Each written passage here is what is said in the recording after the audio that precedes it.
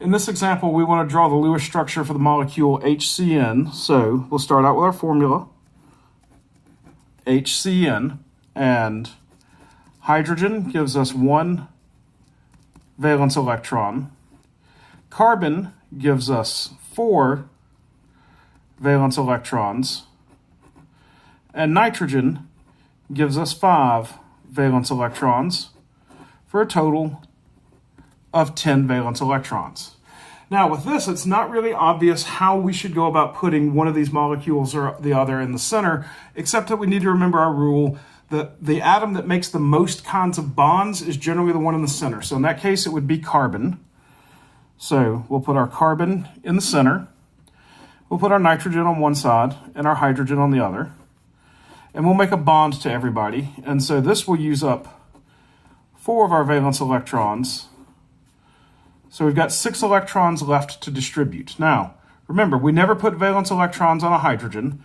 So 1, 2, 3, 4, 5, 6.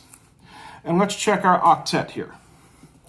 Hydrogen is happy. He's only got 2 electrons, but that's all he has the room for is 2. Carbon has 2, 4, 6 electrons, and he would like to have 8, so carbon's not happy. Nitrogen has 2, 4, 6 electrons. He's also not happy. He'd like to have 8. And so what we want to do is bring in lone pairs. Now, since both the carbon and the nitrogen need more electrons, we'll take this lone pair and bring it in. We'll also take this lone pair and bring it in.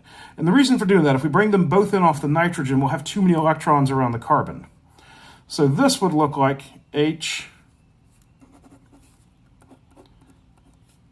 to carbon, a triple bond to nitrogen, and we still have this lone pair on nitrogen. So carbon, right here in our center now, has 2, 4, 6, 8 electrons on carbon.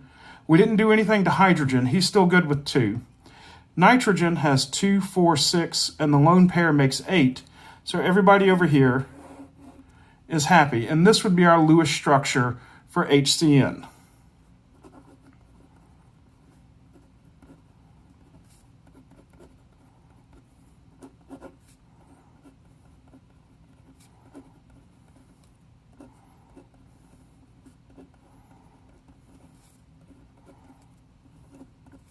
And so one thing we want to keep in mind with our structure is that we want to remember that nitrogen often has 1 lone pair of electrons in a correct structure.